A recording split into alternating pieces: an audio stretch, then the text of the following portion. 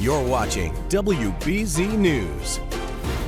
Now, as the nation prepares for Inauguration Day on Monday, which also coincides with Dr. Martin Luther King Jr. Day, many Americans are feeling anxious about the future. So tonight's guest, an award-winning psychologist, mental health advocate, and TEDx speaker, is here to talk to us about how political tension can affect our mental health. And she's going to walk us through some of the ways that we can cope. We like to make sure we give you solutions here on the News at 8. Dr. Charmain Jackman, thank you so much for joining us tonight. Thank you. It's a pleasure to be here. Yes, and we are so excited about the tools you're going to put in our tool belt, so we want to jump right into it.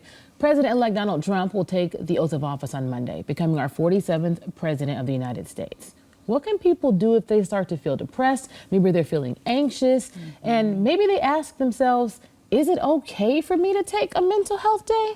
Absolutely. And even before we go there, just it's important to even help people recognize what might be going on for them in their bodies. And so I always tell people, do a body scan. Take stock. What are you noticing? You're noticing that you're not drinking, you're not eating, maybe you're having trouble sleeping. Your mind keeps wondering about what's going to happen. So if you're noticing those symptoms, those are often signs of anxiety. Definitely take the mental health day if you need it, if you have it. Definitely use that. You get those benefits anyway, so you might as well use it. But also taking stock of what might you need. You know, do you need to reset, right? That taking more sleep. Do you need to do more movement in your day? Do you need to take moments to pause and do some intentional breathing? Like, how do you slow down? I think also taking a step back from the social media and the media, right? Because that can often fuel the anxiety. So really take stock of what it is that you need and commit to yourself to make those changes, to make those small steps. And I think it was so important that you pointed out like what that feels like, because I think a lot of times we feel certain things and we brush it off until it comes to a head, and then we have to figure it out because our body has stopped us in some way, whether it's physically or mentally. Absolutely, absolutely. So yeah, taking stock, noticing your signs of stress as well. I always tell people, like, how do you stress, right? So we all know it, right? If I ask you, what are your signs of stress? You can tell me. But many times, as you say, we brush it off, we minimize it, we just kind of power through it. And it's so important to take those moments to pause, reset, think about what you need, what's going to help you in these moments. What would you tell people about prioritizing their mental health, not only on Monday, but moving forward? What does that look like? Well, that's the message that I'm always telling people, right? It's so important. And I think that, you know, there's been a lot of focus about mental health and well-being, and rightfully so. Sometimes it can often feel like this thing that's so hard to get to. Sometimes people focus on the external pieces, like getting their nails done and their hair done and the massages. And I think those are great, but they're also not as lasting as doing more internal work.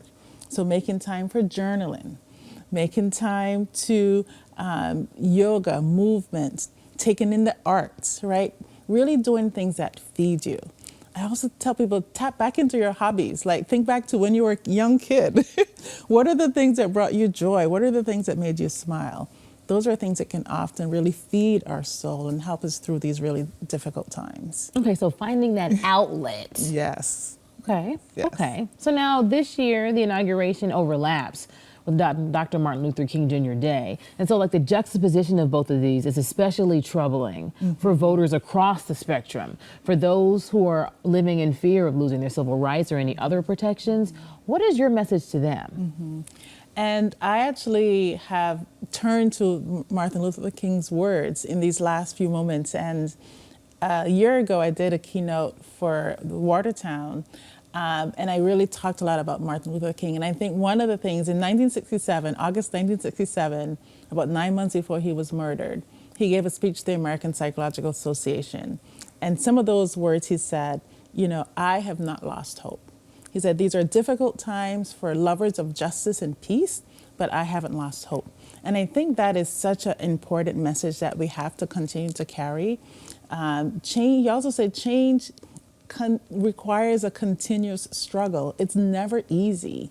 And so we have to remember that we've been through difficult times, and this is really hard, but tapping back into his words can help us kind of find joy, find hope in those moments, because I think the one thing we can't do is lose hope. Now, I do want to make sure we are going to have to go to break shortly, but I want to make sure you let people know about InnoPsych, because it's a space that you created to prioritize mental health. Absolutely. So innopsych.com, we have therapists of color, we do programming for workplace well-being, we provide short-term therapy. So those are and we have lots of resources. So check us out, and we can help you navigate all of these things as well. Such good conversation and good information. When we have these kind of conversations, we never have enough time. Dr. Charmain Jackman, thank you so much for taking the time to speak with us today, and we'll be right back.